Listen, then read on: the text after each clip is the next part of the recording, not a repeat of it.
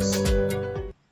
Today I will discuss the electro-locomotive block diagram and also overhead equipment used in the traction system. So before I discuss this, so let me consider what is the necessity of this, then what is the definition of the traction, then what are the advantages of this locomotives. So here necessity means, so when we have the large number of population to be transported from one place to the other or for long distances at low cost and safely, so we need traction system. So to know that detailed traction system, we should also know the what is electromotive block diagram and also what is the overhead equipment. So these are necessary in this case. Similarly, what is the definition of traction? Traction is nothing but it is the process of moving a vehicle. And coming to the advantages of this locomotives, we have several advantages. So we can have a separate system for transporting bulk material or bulk luggage from one place to the other in lesser time. Similarly, we can also use this for tourism at low cost, and also we use often for transporting the military from one place to the other whenever necessary. So fast transport means we need the fast vehicles. So there are several trains which we know in day-to-day life. So we want to have the high-speed trains. What are the available trains and whose speeds are very high? So if you look at the country India, the highest speed train is Vande Bharat Express. Its speed is 180 kilometer per hour. Similarly, next one is Gatiman Express. Its speed is 160 kilometer per hour. Like this, there are several trains which have the high speeds. Once the speed is high means automatically the transportation time reduces and the cost of the transport is also very less with the traction system. So next, and then where do these locomotives move? Means to move these locomotives we need tracks, railway tracks. What are the different types of tracks? There are two types of tracks. One is called meter gauge or narrow gauge. The other one is broad gauge. So what is meant by meter gauge? Meter gauge means if the distance between the two tracks is 1 meter or 1000 mm or 3 feet 3.34 inches, then we call that as the meter gauge. On this track, the wheels of the train moves. So this is one track, this one rail, this is another rail. Put together we call them as track, and distance between this rail and this rail is 1 meter. So this is called meter gauge.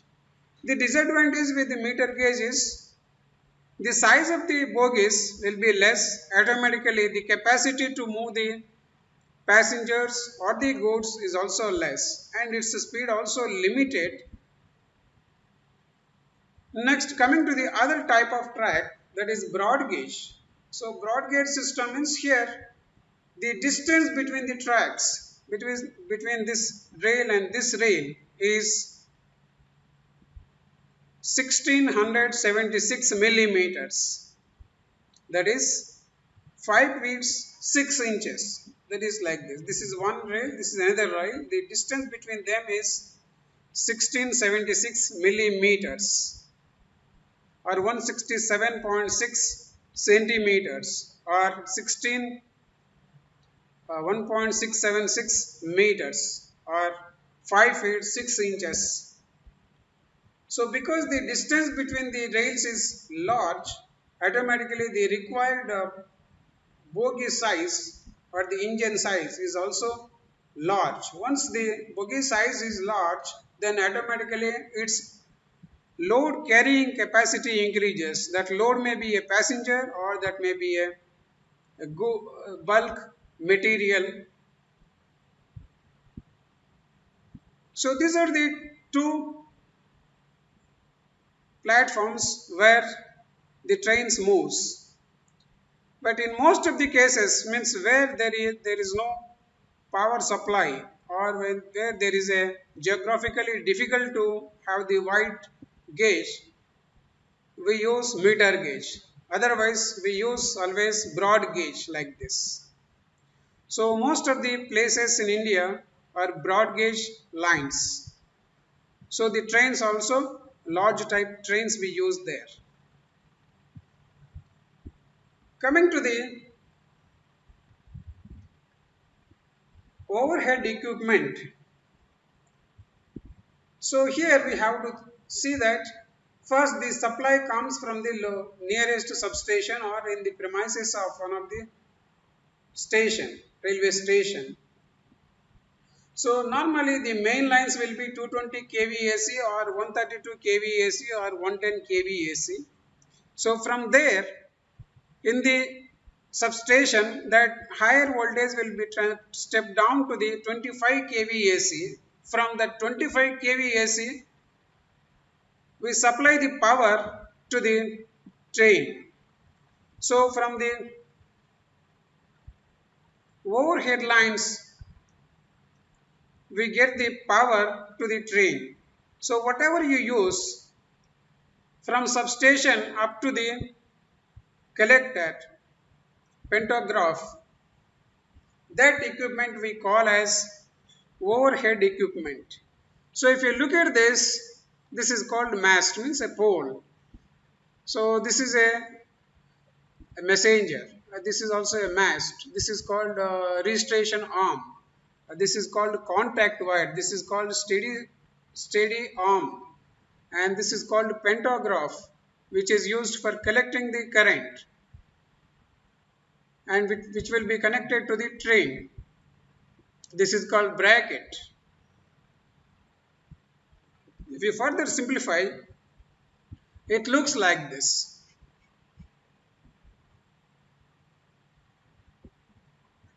So here is the suspension point and these are the wires which are called dropper wires and this is called the messenger wire. Messenger wire means it is nothing but supply line, and whereas this is called the hanging wire or contact wire.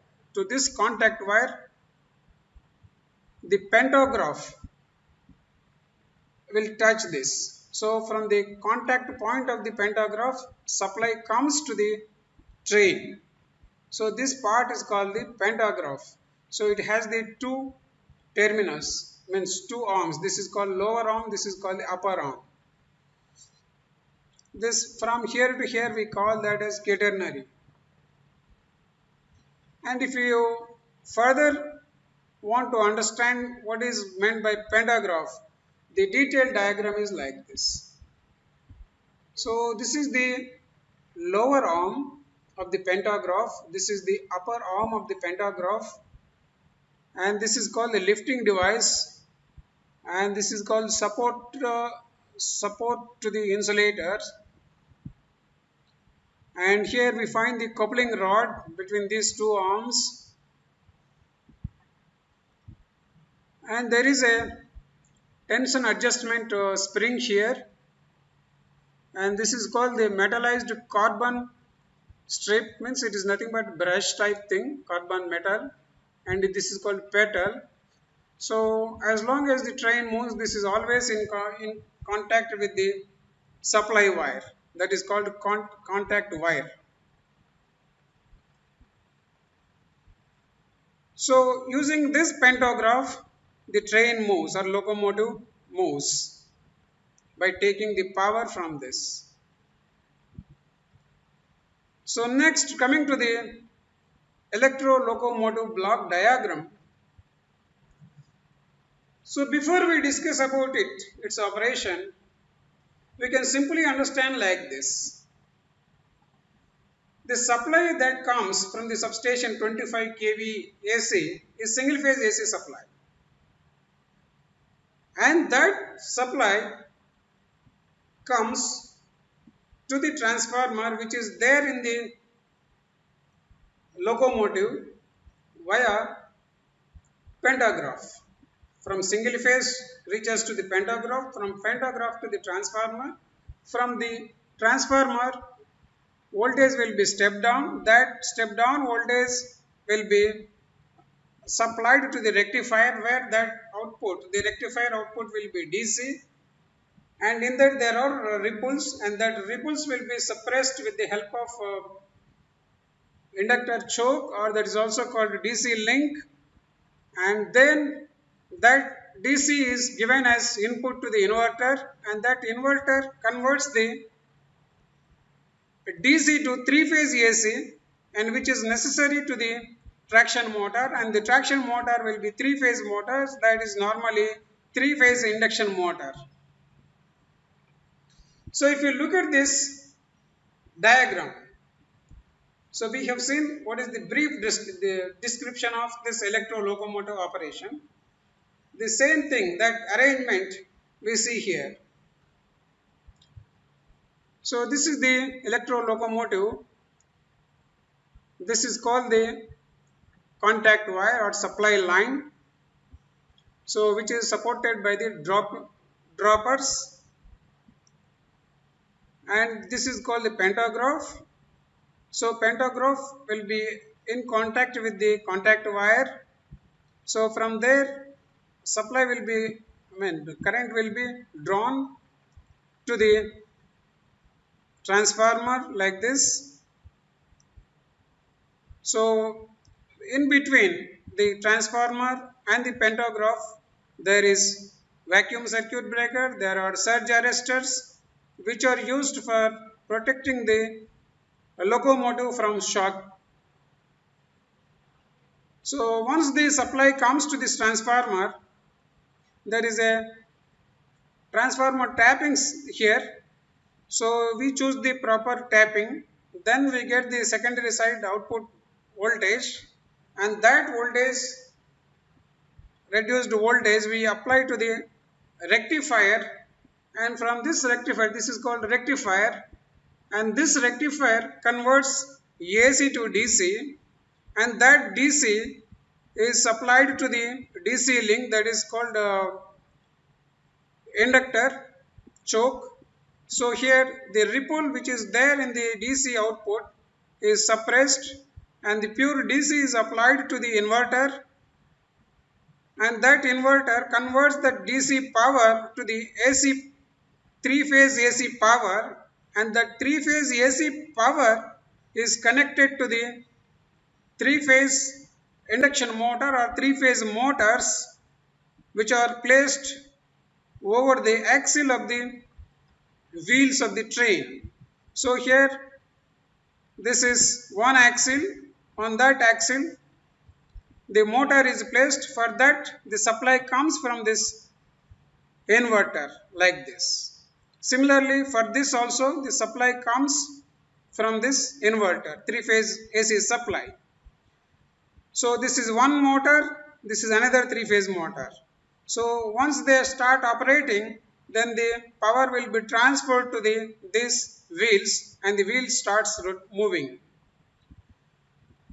So to get the still better idea, you can see here how the battery or the motor, traction motor is placed on the axle. You can see here, this is the traction motor and this is the axle which connects the two wheels of the train, and from this motor power will be transferred to this wheels with the help of gear system. In addition to this, we will have the what is called the additional or auxiliary inverter, which is used for supplying fans and coolers. These fans and coolers are used to cool the heat developed by the motors and also transformer. In addition to this, there will be a small battery inside, so that battery is used to operate the various circuits in the locomotive system.